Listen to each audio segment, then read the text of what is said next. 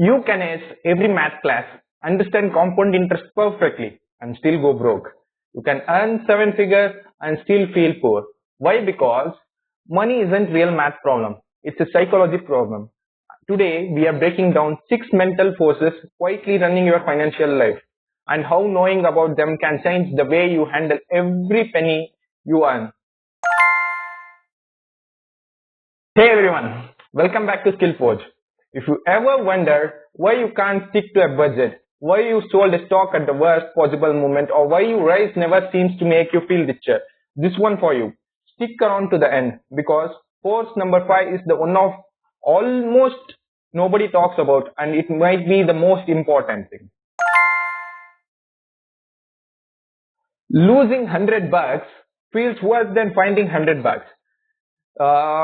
And not a little worse, but roughly twice as bad according to decades of behavioral economics research. This loss aversion, and it explains a lot of irrational money behavior. It's why people hold a falling stock way too long. Selling means locking in the loss. And that feels more painful than just watching the number quietly shrink on a screen. It's the same reason markets can crash faster than they climb. Panic selling spreads because the pain of loss spreads faster than the excitement of gains ever did. It's also why so many people avoid investing altogether. The fear of losing looms larger than the appeal of growing, even when the long-term math clearly favors investing. Next time fear is driving a money decision, ask yourself, is this risk real, or is my brain just overweighting the downside again? Here's a force that fights you every single day. Present bias. Our brains are terrible at the valuing the future the way we value right now. Offer someone $100 today or 110 in a month, and most people take the $100 today, even though waiting is better deal. Push that same choice out a year, 100 in 12 months versus 110 in 13, and suddenly people are happy to wait the extra month. Distance changes everything. The future feels abstract. Today feels urgent. That's the same instinct behind buy now, pay later. Spreading pain into future that does not feel real yet, so that purchase feels free right now. It's also why saving for retirement is so hard. You are asking present you to sacrifice for someone who barely feels real future you. This is exactly why automatic saving plans work so well. They remove the decision entirely, so present bias never gets a vote. Third, we don't measure our finances in absolute terms. We measure them against the people around us. Research on lottery winners has found something wild. When someone's neighbor wins the lottery, the people nearby become more likely to increase their own spending, sometimes even going into debts, just from being close to new money, without winning anything themselves. Now, social media turned this dial-up into 11. You are no longer comparing yourself to the one neighbor. You are comparing your entire financial life to a curated highlight reel from thousands of strangers, most of whom are financing the lifestyle they're posting. The uncomfortable truth is, a huge share of spending isn't really about what we want. It's all about what we want other people to think about us.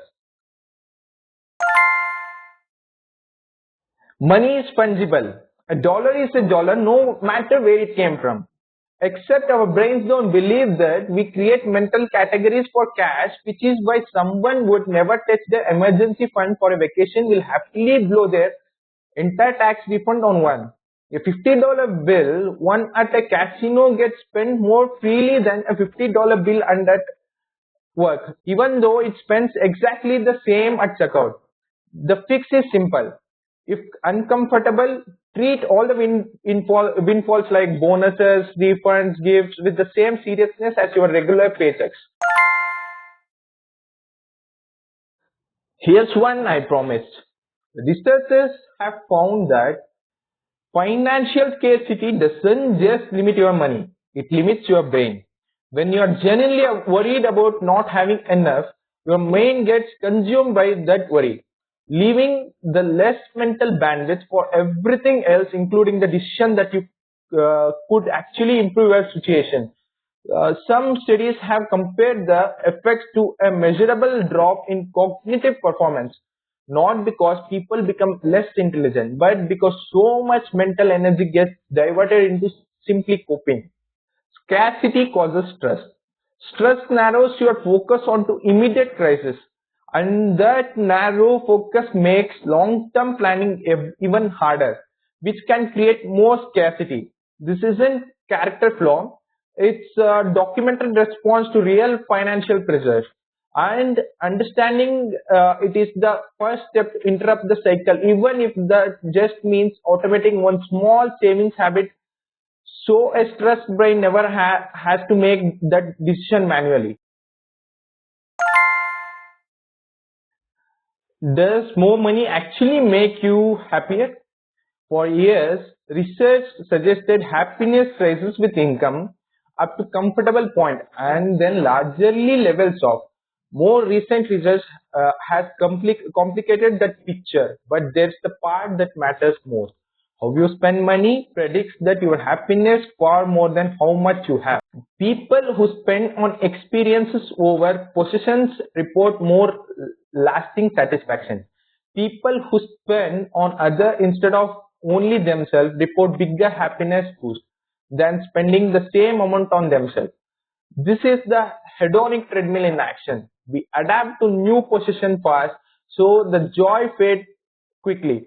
Experiences and relationship don't fade the same way. So now let's bring all together. Loss aversion makes us overly cautious. Present bias makes us shortchange our future. Social comparison drives us to spend for an audience. Mental accounting makes us careless with found money. Scarcity narrows our thinking exactly when we need clarity most. And the hedonic treadmill quietly resets our happiness no matter how much we accumulate. None of this means you are bad with money. It means you are human. The goal isn't to outlogic your own brain. It's to build systems that work with this pattern instead of fighting them daily. Automate your savings, unfollow accounts that trigger comparison, and give windfalls the same respect as your paycheck.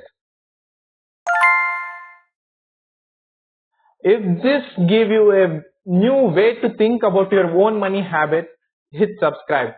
Let me know in the comments which of these 6 hit the closest to home for you. I read every individual comment. See you in the next one. Thank you.